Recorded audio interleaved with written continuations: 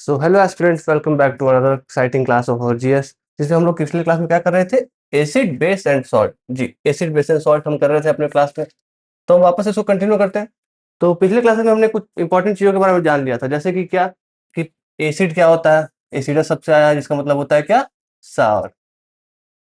फिर हमने क्या जाना था? इसी के आगे हमने जाना था यहाँ पर कि हमारा बेस क्या होता है। जो बिटर टेस्ट करता है वो हमारा बेस होता है। जी, सही समझा आपने। फिर इसके बाद हमने फर्दर जाना था सॉल्ट क्या होता है। सॉल्ट्स कुछ नहीं, बेसिकली एक बाय प्रोडक्ट होते हैं न्यूट्रलाइजेशन रिएक्शन के। न्यूट्रलाइजेशन रिएक्शन के एक बाय प्रोडक्ट होते हैं जिसे हम कहते हैं सॉल्ट। ठीक है। तो इन सबों के बीच में हमने कुछ साइंटिस्टों की थ्योरीज भी देखी थी, जैसे कि क्या आर्हेनियस जी की थ्योरी देखी थी हमने, सोरेनसन जी की थ्योरी देखी थी हमने। फिर उसके बाद हमने दो इंपॉर्टेंट चीजों के बारे में जाना था, Bronsted Lowry theory and Bronsted Lowry theory. Bronsted Lowry theory and Lowry theory.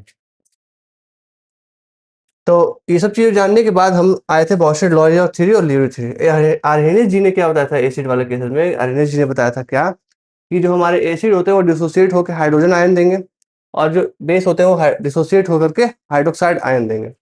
सो अब हमने उसके उसके बाद सोरेनसन जी ने क्या बताया था दोनों के पीएच वैल्यू के बारे में? 7 से पहले वाली क्या होगी? एसिड, और 7 के बाद वाली होगी बेस। जी, इसके अंदर हम डिवीजन बताए थे, स्ट्रॉन्ग एसिड, वीक एसिड, वैसे स्ट्रॉन्ग बेस और वीक बेस।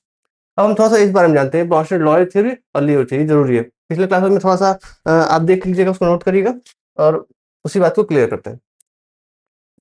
तो हमने क्या बताया था ब्रॉन्स्टेड लॉरी थ्योरी, लियोरी थ्योरी क्या होती है? ब्रॉन्स्टेड लॉरी थ्योरी हमारा बताता है कि एसिड का नेचर कैसा होता है। तो एसिड का नेचर कैसा होता है? एसिड प्रोटॉन डोनेट करते हैं, याद रखिएगा। एसिड क्या करते हैं? प्रोटॉन डोनेट करते हैं। और जब प्रोटॉन, आप एक काम करिए, आप एक स्टेटमेंट को याद रखिए। कैसे एक स्टेटमेंट याद रखेंगे? कि आप देखिए ब्रॉन्स्टेड लॉरी थ्योरी, लॉरी, तो लॉरी एक सामान दूसरे सामान से लेके जाता है, यानी देता है। एक सामान लेके जाएगा, जो मैन्युफैक्चरर है वो जाके किसी के पास देगा। तो ठीक है, तो ये क्या करेगा? प्रोटॉन डोनेट, यानी कि प्रोटॉन दे रहा है। और प्रोटॉन क्या होता है? पॉजिटिव चार्ज, तो कोई जो इसके पास ज्यादा होगा वही देगा, तो प्रोटॉन को डोनेट कर देता है। सिमिलरली लियोरी थ्योरी के अकॉर्डिंग इलेक्ट्रॉन को एक्सेप्ट करता है। तो एक आप याद रखिए, उसको उल्टा कर दिया। देखिए प्रोटॉन इलेक्ट्रॉन का ही बात करेगा, तो प्रोटॉन डोनेट कर रहा है तो यहाँ पे एक्सेप्ट कर लेगा। और प्रोटॉन था तो इलेक्ट्रॉन था, बस। सिमिलरली ये बेस के केस में क्या कहता है, चलिए आप देखिए। देखिए प्रोटॉन के ही बारे में बात करेगा और इलेक्ट्रॉन के ही बारे में ही बात करेगा, ये बात याद रखेगा। स्टेटमेंट बन के आता है आपका डायरेक्ट, आपका डायरेक्ट स्टेटमेंट क्वेश्चन में बन के आता है। कैसे? ये देखें, तो प्रोटॉन डोनेट करता है यहाँ पर, तो क्या करेगा? प्रोटॉन यहाँ पे हमारा एक्सेप्ट कर लेगा, प्रोटॉन एक्सेप्टर, प्रोटॉन एक्सेप्टर कर लेगा। जी, और इलेक्ट्रॉन यहाँ पे देखिए हमारा एक्सेप्टर था, तो यहाँ पे क्या करेगा? डोनेट कर लेगा। एक स्टेटमेंट के बिहाफ पे आपने 4 को पढ़ लिया, आपने 4 स्टेटमेंट आपके क्लियर हो गया। आप समझिए फिर से, एसिड बेस के अंदर हमने ब्रॉन्स्टेड लॉरी थ्योरी, लियोरी थ्योरी को किया था। हमने पिछले क्लास में सारे कॉन्सेप्ट वाइज क्लियर कर थे। अब कुछ इंपॉर्टेंट रिएक्शंस के बारे में और कुछ नामों को हम रूबरू होंगे आज की क्लास में। चलिए, ये तो क्लियर होगा आपका, ब्रॉन्स्टेड लॉरी थ्योरी, लियोरी थ्योरी वाला क्लियर होगा आपका एक बार कि कैसे ये काम करते हैं। जी, कैसे ये काम करते हैं? ये मच्छर भी परेशान कर रहा है। जी, तो ये वाला हमारा क्लियर होगा। चलिए नेक्स्ट क्लास, नेक्स्ट पॉइंट पे आते हैं हम। चलिए, अब एसिड के अंदर कुछ कुछ इंपॉर्टेंट से एसिड हैं जिनको आपको ध्यान में रखना जरूरी है, बहुत ज्यादा जरूरी है, जिसमें डायरेक्ट क्वेश्चन बनते हैं कौन से एसिड किस में प्रेजेंट होते हैं। तो हम पहले वाले से स्टार्ट करते हैं आकर के कि साइट्रिक एसिड। साइट्रिक एसिड याद रखिए किस में होंगे? सिट्रस फ्रूट में। सिट्रस, याद रखिएगा, सिट्रस फ्रूट्स जो होते हैं उनमें क्या होते हैं? साइट्रिक एसिड प्रेजेंट होते हैं। अब समझिए कैसे, लेमन में, ऑरेंज में, सावर फ्रूट में। ठीक है। और एक और चीज, साइट्रिक एसिड एक और इंपॉर्टेंट चीज के लिए यूज होता है, वो क्या होता है? Cleaning of metals. मेटल्स को क्लीन करने में बहुत ही हेल्पफुल होता है। यानी मेटल्स को क्लीन करने में अगर कोई भी एक एसिड इंपॉर्टेंट है तो वो कौन सा होगा? जी, सही जवाब, साइट्रिक एसिड होगा। ठीक है। आगे बढ़ते हैं हम लैक्टिक एसिड की तरफ। लैक्टिक एसिड किसमें प्रेजेंट होता है? लैक्टोज, जो लैक्टोज एलिमेंट होते हैं उनमें ही प्रेजेंट होता है लैक्टिक एसिड, यानी मिल्क। ठीक है, ये समझोगे, मिल्क से ही बाद में आके फर्दर आपका कर्ड बनता है। जी, हम आते हैं टाटारिक एसिड के ऊपर। टाटारिक एसिड क्या होगा? टाटारिक एसिड ऐसे एसिड प्रेजेंट होते हैं जिसमें किसमें किसमें? टामारिंड में, ग्रेप्स में और अनराइप मैंगो में। इसको आपको ध्यान रखना होगा। आपसे सीधा क्वेश्चन बनेगा कि ग्रेप्स में कौन से एसिड प्रेजेंट होते हैं, आप क्या बताओगे? टामारिंड। फिर आते हैं हम टैनिक एसिड के ऊपर। टैनिक एसिड क्या होता है? टी में प्रेजेंट होता है। टी में आपसे सीधा क्वेश्चन बनेगा, टी में क्या प्रेजेंट होता है? Tannic acid. Glutamic acid, wheat, wheat यानी गेहूं में प्रेजेंट होगा glutamic acid. Similarly butyric acid में बटर, बटर से आप याद रखिएगा, बटर ब्यूटेरिक एसिड। चलिए, आपका आसान बन गया। नेक्स्ट हम आएंगे फॉर्मिक एसिड, विथनोइक एसिड के ऊपर, याद रखिएगा। ये बी स्टिंग, ये काटने वाले हैं, ये पेनफुल होते हैं। जी, सुनिए, कुछ कुछ ऐसे भी एसिड्स होते हैं जो, सुनिए, नेचर है, अब नेचर में भी चलती है, आपके अलग अलग वर्ड्स चलते हैं। तो नेचर ना अपने सारे एनिमल्स या प्लांट्स को प्रोटेक्शन के लिए कुछ डिफेंस मैकेनिज्म दे दिए हैं। कैसे?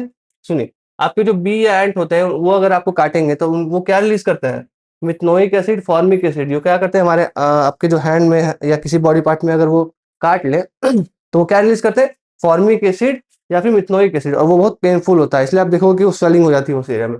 उस वाले एरिया में क्या हो जाता है? स्वेलिंग, स्वेल हो जाता है, स्वेलिंग।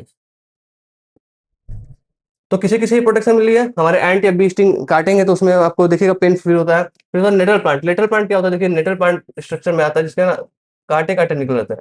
अब वही कांटे कांटे रिलीज कर आप उस प्लांट को अगर टच करोगे तो उसके जो स्टिंग है यहाँ पे जो कांटे हैं उनसे रिलीज होगा कौन सा एसिड? फॉर्मिक या मिथनोइक एसिड रिलीज होगा, जो बहुत ही पेनफुल अगेन आपको फील होंगे। एसिटिक एसिड या मिथनोइक एसिड क्या होता है? जो हमारे विनेगर में प्रेजेंट होता है, सिरका।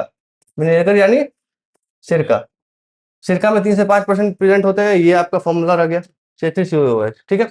अब्सॉर्बिक एसिड में आंवला, मतलब अगर आपसे क्वेश्चन बनता है कि आंवला में क्या प्रेजेंट होता है तो अब्सॉर्बिक एसिड। ऑक्सैलिक एसिड इंपॉर्टेंट है, ये देखें। आपके किसी पेरेंट्स यहाँ पे देखे होगे पथरी वाला बीमारी हो जाता है, वो कैसे होता है? सुनिए, हमारे पास ऑक्सैलिक एसिड नाम का एक एसिड होता है जो क्या करता है?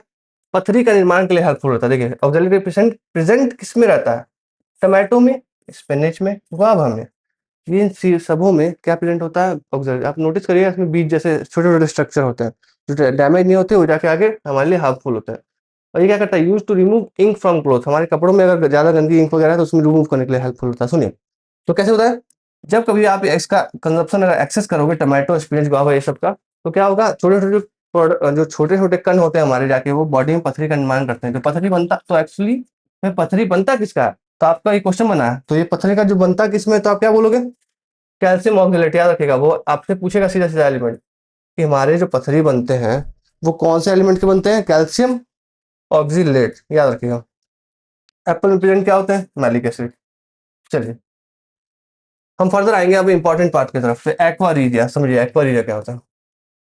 सुनिए, आपने अपने पेरेंट्स से बहुत ही कहानी सुनी होगी कि सोना चुरा लेते हैं। ये कैसे होता है, कभी सोचे आप लोग? इसका इंटरेस्टिंग पार्ट है बहुत। देखिए एक्वारीजिया नाम का एक सॉल्यूशन होता है। एक्वारीजिया नाम का सॉल्यूशन वो करता क्या है?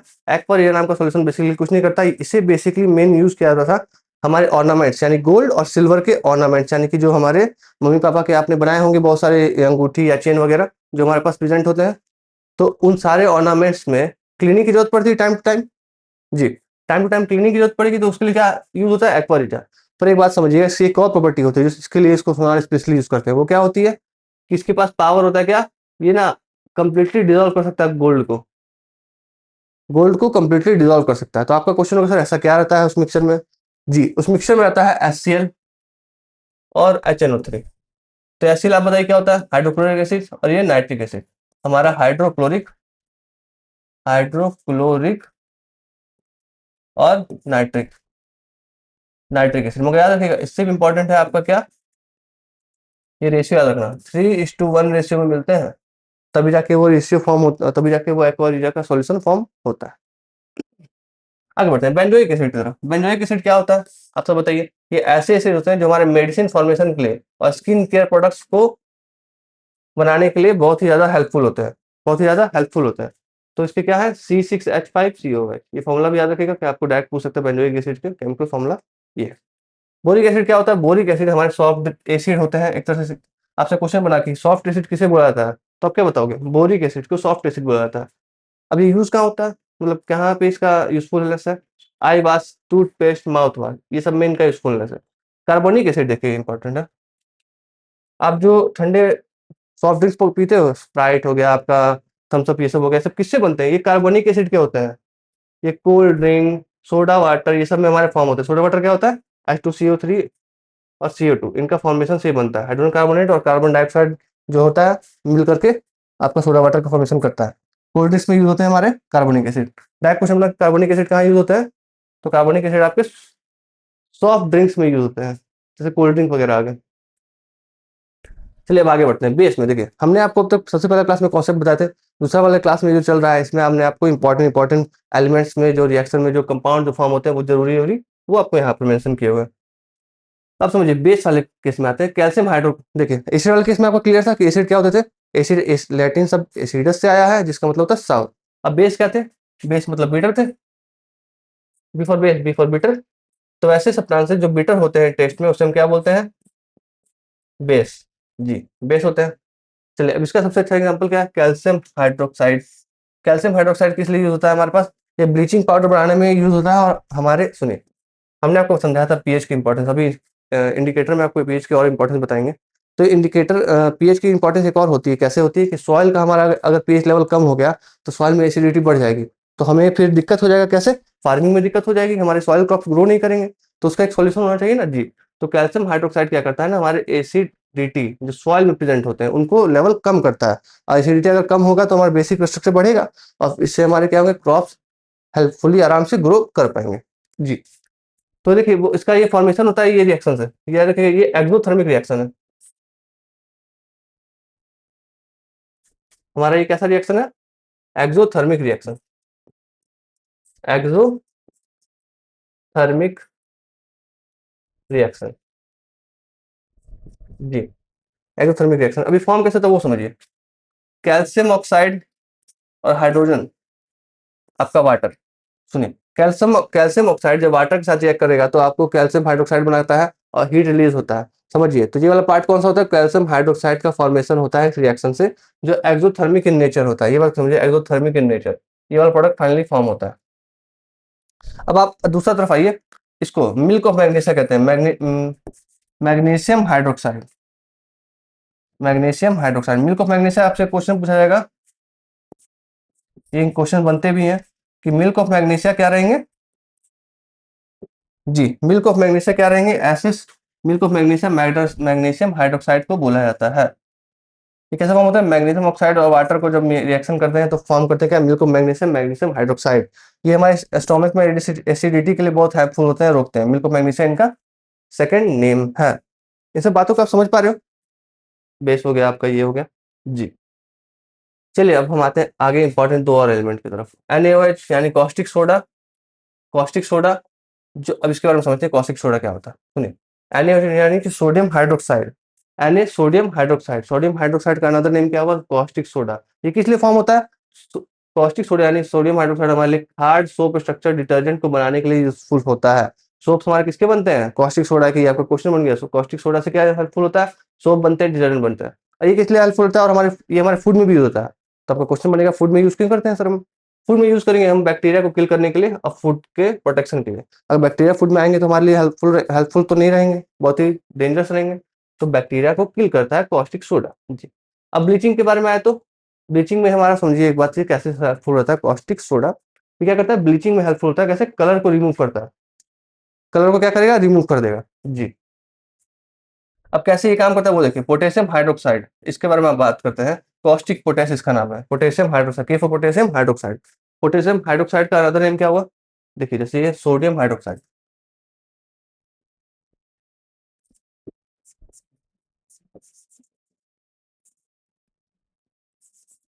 ये हो गया आपका पोटेशियम हाइड्रोक्साइड। Potassium hydroxide. जी।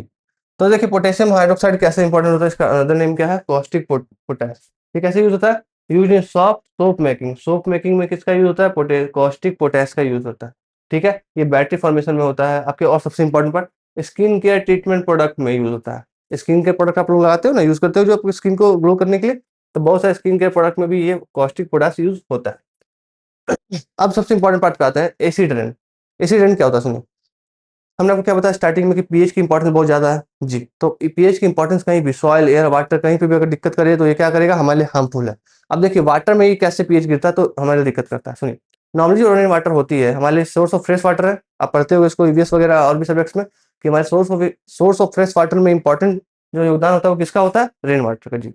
और यही रेन वाटर क्या हो जब ये एसिड हो जाए तो, यानी acid rain water.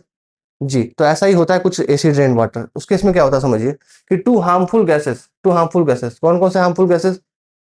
Sodium side और नाइट्रोजन साइड। ठीक है, इस केस को समझ रहे हो? सोडियम,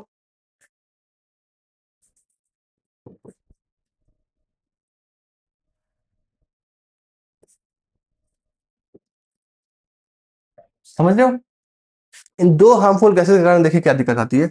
इन दो हार्मफुल गैसेस क्या करते हैं ना, हमारे सुनिए, एक्सीडेंट होता क्या? एक्सीडेंट कुछ नहीं होता जब हमारे हार्मफुल, जब एलिमेंट्स हमारे रेन में एक्सेस अमाउंट में बढ़ जाते हैं तो एसिड की पीएच वैल्यू कम हो जाती है, जिस कारण से एसिड रेन हम उसे कहते हैं। अब कौन इसके लिए रिस्पॉन्सिबल होता है? 2 गैसेस, ये SO2 और NO2, ये 2 पॉइजनस गैसेस हैं, ठीक है? अब इनका रिएक्शन देखिए फॉर्म कैसे होता है हमारे एनवायरनमेंट में। ये वाटर आ रही होती है, उसमें सल्फर डाइऑक्साइड, ऑक्सीजन मिलके मिक्स होता है और ये बनाता है H2SO4, ठीक है? फिर वाटर अगेन होता है, फिर नाइट्रोजन ऑक्साइड होता है, फिर ऑक्सीजन मिलके बनाते हैं HNO3। अब देखिए दोनों क्या है? ये सल्फ्यूरिक एसिड और ये हमारा क्या है? बताइए। नाइट्रेट, जी, हाइड्रोजन नाइट्रोजन। अब एक बात समझिए इस बात में कि ये डिफरेंट डिफरेंट जो गैसेस हैं हमारे पास, जो डिफरेंट डिफरेंट गैसेस हैं, इन्होंने क्या किया? हमारे एनवायरनमेंट में पीएच की वैल्यू को बढ़ा दी, पीएच की वैल्यू को घटा दिया, जिससे क्या हुई? एसिड की रेन हुई, एसिड रेन हुई। जब रेन हुई उसमें पीएच वैल्यू कम हुई। बेसिकली एसिड रेन कुछ नहीं, जिसमें ऐसे रेन जिसकी पीएच वैल्यू कम हो। आपको पता होगा, जब पीएच बताएंगे तो न्यूट्रल वाटर जो होता है, वाटर वो पीएच वैल्यू 7 के अराउंड होता है, जिससे वो वाटर न्यूट्रल होता है। पर इसमें देखिए 7 से कम है ना, यस, 7 से कम हुई तो क्या एसिड हो गई। अब सबसे भी इंपॉर्टेंट चीज पे आते हैं, आर्टिफिशियल रेन। जब रेन की बात हो रही है तो आर्टिफिशियल रेन की बात करते हैं, सुनिए। बहुत सारे हमारे जियोग्राफी में ऐसे ऐसे एरिया है। एग्जाम्पल समझिए पूरा रेगिस्तान, या फिर ऐसा एरिया जहाँ पे वाटर की रेनफॉल की कैपेसिटी कम है, तो समझिए उस एरिया को दिक्कत है वाटर की, बहुत ज्यादा वाटर की किल्लत है उन्हें। तो उसका सॉल्यूशन कैसे निकलेगा? उसका सॉल्यूशन निकले आर्टिफिशियल रेन की टेक्नोलॉजी डेवलप की गई। इसका मतलब क्या हुआ? इंसान अपनी खुद की क्षमता से जब चाहे बारिश करवा दे, ठीक है जी, उसे हम क्या बोलते हैं? Artificial rain. अब ये पॉसिबल कैसे है, सुनिए। पॉसिबल है MIC गैस के कारण। MIC क्या होता है? Methyl isocyanate. मिथाइल आइसोसाइनेट क्या करता है? मिथाइल आइसोसाइनेट क्या करेगा? मिथाइल आइसोसाइनेट पहले ये इन्वायरमेंट में जाता है, ये इन्वायरमेंट में जाता है और यहाँ पर क्या करेगा? जितने भी वाटर के पार्टिकल्स हैं उनको एक साथ जोड़ेगा, एक साथ जोड़ेगा और जोड़ करके क्या करने लगेगा? क्लाउड्स फॉर्म करने लगेगा। माने यानी कि बेसिकली क्लाउड्स क्या है? वाटर मॉलिक्यूल्स एक जगह जमा है, वही तो क्लाउड्स है जो बारिश करते हैं बाद में। तो ये इन क्लाउड्स को जोड़ेगा, क्लाउड्स को जोड़ेगा, फिर बाद में लार्ज अमाउंट में एक जगह जमा हो जाएंगे, तभी क्लाउड्स फॉर्म हो जाएगा। क्लाउड्स फॉर्म होने के बाद क्या होगा? इनसे बारिश। तो मिथाइल आइसोसाइनेट क्या करता है? क्लाउड्स को फॉर्मेशन करता है, बाद में ह्यूमिडिटी को इंक्रीज करते हैं, फाइनली हमारे पास रेन होता है। सऊदी अरबिया वगैरह जो हमारे एरिया है वो ज़्यादा ही इन सब चीज़ों को यूज़ करते हैं, क्योंकि वहाँ पे आपका रेगिस्तान वगैरह ज़्यादा है। सुनिए, अब इसका इंपॉर्टेंस और कैसे बढ़ जाता है कि एक बार केस हुआ था हमारे पास 1984 भोपाल गैस ट्रेजेडी। इस गैस ट्रेजेडी में बहुत सारे लोगों की हत्या हो गई थी। तो इस गैस ट्रेजेडी में हुआ क्या था? कुछ गैसेस थी जो लीक हो गई थी और हमारे उसके एक्सेस यूज कंजप्शन के कारण जो इंसान है वो मर गए, ठीक है? इंसानों की डेथ हुई थी। तो पॉइजनस गैस कौन से थे? यही MIC, मिथाइल आइसोसाइनेट। तो आपको क्वेश्चन रहेगा भोपाल गैस ट्रेजेडी में कौन सी गैस लीक हुई थी? मिथाइल आइसोसाइनेट, ठीक है? अब इसी टेक्नोलॉजी आर्टिफिशियल रेन को बोलते हैं क्लाउड सील्डिंग टेक्नोलॉजी, यानी क्लाउड का ही फॉर्मेशन हो रहा है इस टेक्नोलॉजी में, तो इसे क्लाउड सील्डिंग टेक्नोलॉजी कहते हैं। ये देखिए, ये सारे आपके जो इंपॉर्टेंट पार्ट्स थे हमने एसिड के अंदर, आपके एसिड के अंदर, बेस के अंदर जो इंपॉर्टेंट थ्योरी पर बताया हमने, उस बाद जो इंपॉर्टेंट एलिमेंट्स है उनको हमने बताया।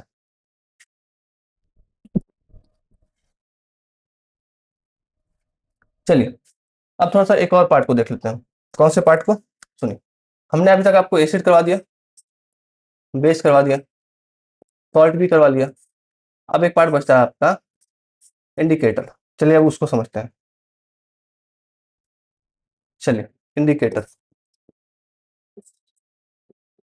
इंडिकेटर,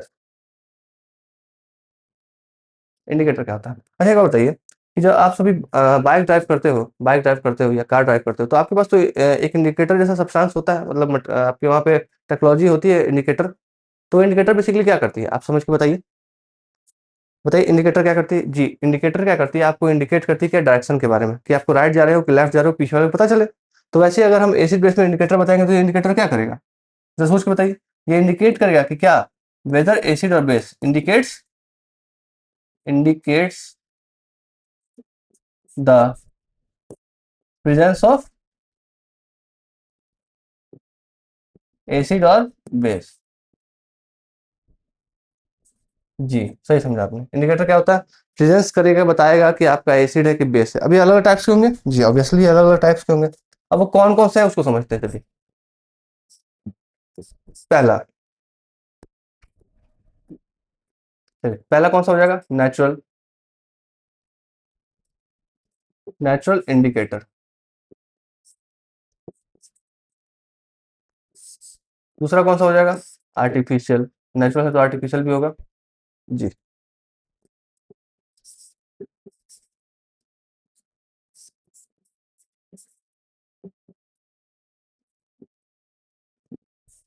नेचुरल है तो आर्टिफिशियल भी होगा। समझ पा रहे हो आप लोग जी। जैसे नेचुरल होगा, आर्टिफिशियल होगा, ये बात तो क्लियर है कि सारे सारे डिफरेंट टाइप के इंडिकेटर को हम पढ़ रहे हैं, नेचुरल, आर्टिफिशियल, और एक हमारा आ जाएगा ओल फैक्ट्री। ठीक है, ओल फैक्ट्री इंडिकेटर। लास्ट में हमारा क्या आएगा, सबसे important, universal, universal indicator.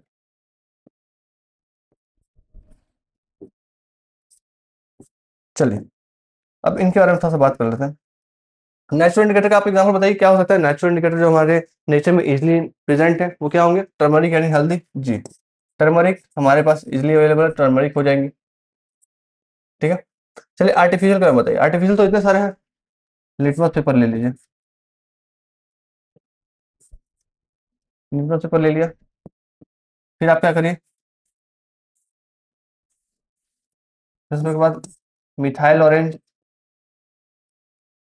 Methyl orange, methyl orange ले लीजिए, फिर उसके बाद क्या करिए, फेनोप्थेलिन, फेनोप्थेलिन जी। तो ये क्या हो जाएगा, आर्टिफिशियल इंडिकेटर। ओल फैक्ट्री इंडिकेटर, सुनिए ओल फैक्ट्री टर्म जो होता है ना, ये ओल फैक्ट्री, ओल फैक्ट्री टर्म का मतलब relating to sense of smell, relating to sense of, sense of smell. आप समझिए इस बात को कि आप ओल्फैक्ट्री ऐसा आप सब पढ़ोगे बायोलॉजी में भी, तो अभी क्या समझिए ओल्फैक्ट्री क्या, ओल्फैक्ट्री टर्म का मतलब होता है relating to sense of smell. तो स्मेल जो चेंज कर दे, सुनिए इस सब इंडिकेटर का मतलब क्या हुआ कि एसिड या बेस का प्रेजेंस में क्या करेंगे, अपने कलर को डिफरेंट कर देंगे, उसे हम बोलेंगे इंडिकेटर। ठीक है, तो ओल्फैक्ट्री इंडिकेटर क्या करेंगे, relating to sense of smell. अब इसके ऊपर क्या आ जाएगा, एग्जाम्पल आप बताइए, ओनियन, फिर क्या आ जाएगा, vanilla extract, vanilla extract, clove oil.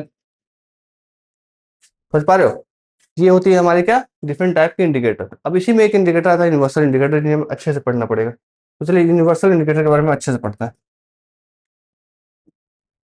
Universal indicator, अब यूनिवर्सल इंडिकेटर क्या है ये समझते हैं।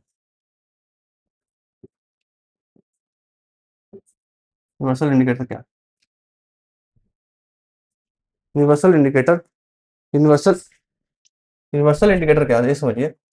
यूनिवर्सल इंडिकेटर में हमने क्या बताया आपको, समझिए यूनिवर्सल इंडिकेटर क्या होता है। यूनिवर्सल इंडिकेटर ऐसे इंडिकेटर होते हैं जो क्या करते हैं, यूनिवर्सली हमें चीजों को बताते हैं। कैसे, सुनिए, हम जितने भी पीछे पीछे आपके ये इंडिकेटर बताया था, पीछे जितने भी इंडिकेटर दिखाया था, ये सारे कोई बताते हैं क्या कि इसकी स्ट्रेंथ कितनी है, स्ट्रांग है कि वीक है, नहीं बताती। ये सारे तो बस प्रेजेंस बताते हैं, या तो एसिड होगा या बेस होगा, ये प्रेजेंस बताएंगे खाली।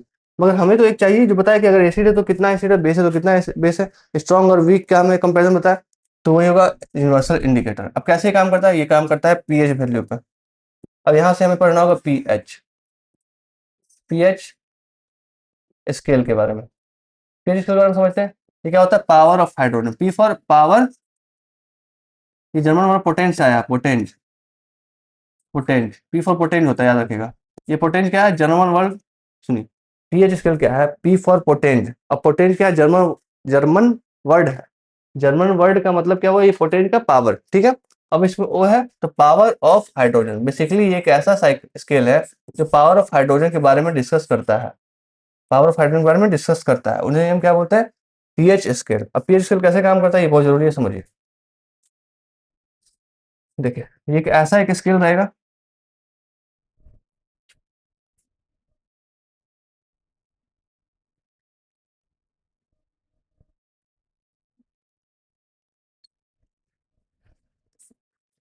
चलिए इसको समझते हैं।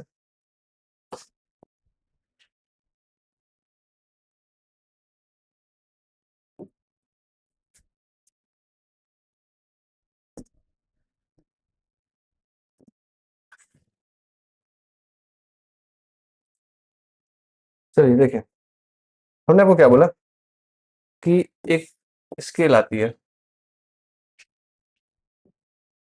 जो आपकी कहाँ पे खत्म होती है,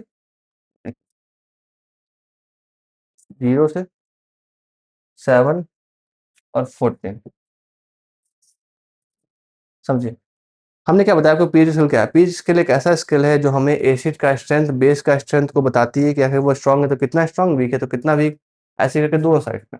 जी, हमने पहले आपको बता चुके हैं कि acid weak acid strong acid होता है, सिमिलरली बेस भी स्ट्रॉन्ग बेस और वीक बेस होता है। तो ये स्केल बताता है हमें कि कैसे है। अब कैसे बताता है समझिए, ये हमारा 7 किसको रिप्रेजेंट करेगा, न्यूट्रल को, न्यूट्रल, यानी ये ना ही एसिडिक होंगे ना ही बेसिक होंगे। पर इसके बाद कहानी बदल जाती है। 0 से 7 तक जो हमारे यहाँ पे आते हैं, ये आते हैं कौन सा, एसिड, एसिड, ठीक है। उसके बाद जो आते हैं हमारे पास, ये क्या आते हैं, बेस, समझे, समझिए इस बात को। हमने क्या बताया कि ये वाला पार्ट क्या है, एसिड है, ये वाला पार्ट क्या है, एसिड है। यानी यहाँ से अगर यहाँ चलेंगे तो हम क्या पाएंगे, एसिड पाएंगे, और अगर यहाँ से यहाँ चलेंगे तो हम क्या पाएंगे, बेस पाएंगे। चलिए अब हमारा क्वेश्चन है, अब हमारा क्वेश्चन है, क्या क्वेश्चन है, इस बात को समझिए, इस बात को समझिए, एसिड कौन सा, बेस कौन सा। हमने आपको बताया कि अगर आप इस साइकिल में, अगर इस साइकिल में राइट से लेफ्ट चलिए, राइट से लेफ्ट चलिए, यानी राइट ये हुआ, राइट से लेफ्ट चलिए, राइट से लेफ्ट चलिए, तो राइट टू लेफ्ट। अगर आप राइट टू लेफ्ट चलोगे तो एक बात समझिए, इसी के केस में, बेस के केस में, अगर आप ऐसे चल रहे हो, ऐसे, तो strength of base, strength of base क्या करेगा, इंक्रीज करेगा, ये बात को याद रखेगा। पर इसी केस में ऐसे, जब इधर इधर आप अगर ऐसे चलोगे तो क्या होगा, strength of acid, strength of acid क्या करेगा, इंक्रीज कर जाएगा। तो हमने आपको क्या बताया कि स्ट्रेंथ ऑफ एसिड और स्ट्रेंथ ऑफ बेस, अगर आप ऐसे चलोगे तो स्ट्रेंथ ऑफ बेस इंक्रीज करेगा, अगर आप ऐसे चलोगे तो स्ट्रेंथ ऑफ एसिड इंक्रीज कर जाएगा। ये हमारा एसिड बेस का पीएच स्केल है। 7 न्यूट्रल रहेंगे, इसके बाद इधर जो रहेंगे, इधर ही आपके 0 से 3 तक चलेंगे, तब आपके स्ट्रॉन्ग एसिड रह जाएंगे, बाद बाकी वीक वीक एसिड रह जाएंगे। फिर आप यहाँ से चलोगे तो वीक बेस, याद रखिएगा यहाँ से स्ट्रेंथ बढ़ रहा है तो वीक बेस, बाद में स्ट्रॉन्ग। हमने बोला कि आपको राइट से लेफ्ट चलिए, तो अगर आपसे राइट से लेफ्ट में के बारे में बात करें, आपको सिर्फ राइट से लेफ्ट का, तो आप बताइए एसिड पे क्या इफेक्ट पड़ेगा और बेस पे, बताइए। एसिड की पावर, यानी कि एसिड की पावर, अगर हम राइट से लेफ्ट जा रहे हैं तो एसिड की पावर जब यहाँ पे आ जाएगी, वैसे यहाँ तो बेस है, यहाँ पे जब आएंगे और जब ऐसे जाएंगे हम, तो ये बात बताइए, तो एसिड की जो इधर स्ट्रेंथ है वो क्या होगी, डिक्रीज होगी, एसिड की वैल्यू डिक्रीज होगी। जी, और अगर वही हम अगर बेस की बात करें तो राइट से अगर लेफ्ट जा रहे हो, राइट से अगर हम लेफ्ट जा रहे हो, राइट से अगर हम लेफ्ट जा रहे हो, इस बात को समझिए, क्वेश्चन को फिर से देखें। हमने अब क्या बोला कि इस पीएच स्केल पे अगर आप राइट टू अगर लेफ्ट जाओगे, राइट टू लेफ्ट जाओगे, अगर आप राइट टू लेफ्ट जाओगे इस वाले केस में, अगर आप राइट से लेफ्ट जा रहे हो, और अगर हम आपसे बात करें एसिड के बारे में, एसिड के बारे में, तो आप क्या बताओगे, यहाँ पे आप पहुंचोगे जैसे 7, तो ये वाला पार्ट आएगा 6 तो क्या होगा, एसिड यहाँ पे इंक्रीज कर रहा है, एसिड की स्ट्रेंथ यहाँ पे इंक्रीज कर रही है। वही सेम अगर आप बेस के बारे में बात करोगे, तो यहाँ से जब चलेगा तो बेस का स्ट्रेंथ क्या होगा, 14 सबसे स्ट्रॉन्गेस्ट तो आपने पहले ही पा लिया, 14 सबसे स्ट्रॉन्गेस्ट बेस हुआ, सबसे स्ट्रॉन्गेस्ट बेस हुआ। अब ये तो हमें पहले ही पा लिया, तो यानी कि यहाँ से जब स्ट्रॉन्गेस्ट मिलेगा तो अब उसके बाद तो वीक ही मिलेंगे ना जी। तो यहाँ पे क्या करेगा, ये डिक्रीज होता है। तो यहाँ पर क्वेश्चन बनता है कि पीरियड स्केल में आप राइट टू लेफ्ट मोड़ो, चाहे left to right, right to left मोड़े, फिर बाद में आप लेफ्ट टू राइट करो, तो भाई आपको क्वेश्चन बदल के आ जाएगा। तो एसिड वाले केस में क्या बताया कि एसिड की स्ट्रेंथ क्या होगी, इंक्रीज करेगी, बेस की डिक्रीज करेगी। फिर आप इधर से देखोगे तो क्या होगा, यहाँ पे एसिड यहाँ इंक्रीज करता ना, यहाँ से अगर आप बढ़ोगे तो एसिड की क्या होगी, स्ट्रेंथ डिक्रीज होगी, यहाँ बेस की इंक्रीज होगी। इस बात को समझते जा रहे हो आप जी। तो आपने इसके क्लास में देखा क्या, हमने अब तक क्लास में पढ़ लिया क्या क्या, एसिड, बेस, सॉल्ट, उसके एग्जांपल्स पढ़ लिए, इंपॉर्टेंट इंपॉर्टेंट प्रोडक्ट्स पढ़ लिए, लास्ट में हमने इंडिकेटर पढ़ा, इंडिकेटर के सारे टाइप्स पढ़ लिए, natural, artificial, olfactory, universal indicator. देखिए जनरल कंपटीशन एग्जाम में आप थ्योरी को पकड़िए और उसके बाद क्या करिए, धीरे धीरे आप प्रैक्टिस की तरफ बढ़िए। तो इतना थ्योरी प्रैक्टिस आपके लिए काफी रहेगा। आप इस थ्योरी को देखिए, उसके बाद नंबर ऑफ क्वेश्चन जितने लगाएंगे आप उतने ही आपके एग्जाम के करीब जाओगे। तो चलिए इतना ही पार्ट आज के लिए रखते हैं। Thank you for watching.